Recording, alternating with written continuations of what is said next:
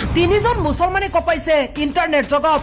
Number 1 Mustafa Suleyman, Microsoft এআইৰ CEO। এইগৰাকী Mustafa Suleiman artificial intelligence তথা এআইৰ CEO মুস্তাফা সুলেইমান, যাৰ বাবে আজিৰ দিনত এআইৰ জৰিয়তে উন্নত হৈছে ভিন্ন দেশ। তেওঁৰ বাবে যেন আজিৰ দিনত আৰ্টিফিচিয়েল ইণ্টেলিজেন্স জনপ্ৰিয় হৈ উঠিছে। মাইক্ৰছফ্ট এআইৰ CEO এইগৰাকী মুস্তাফা সুলেইমান হৈছে ব্ৰিটিছ নাগৰিক। নাম্বাৰ 2 জাভেদ কৰিম। জাভেদ কৰিমে তৈয়াৰ কৰিছিল ইউটিউব, অৰ্থাৎ আজিৰ দিনত চলা ইউটিউব মুছলমান জাভেদ কৰিমে বনাইছিল। তেওঁৰ বাবেই আজিৰ দিনত ইউটিউব আপুনি মই ব্যৱহাৰ কৰিব পাৰিছো, অৰ্থাৎ ইউটিউব নিৰ্মাতা হৈছে এগৰাকী মুছলমান যুৱক জাভেদ কৰিম। জাভেদ কৰিমৰ জন্মস্থান বাংলাদেশ।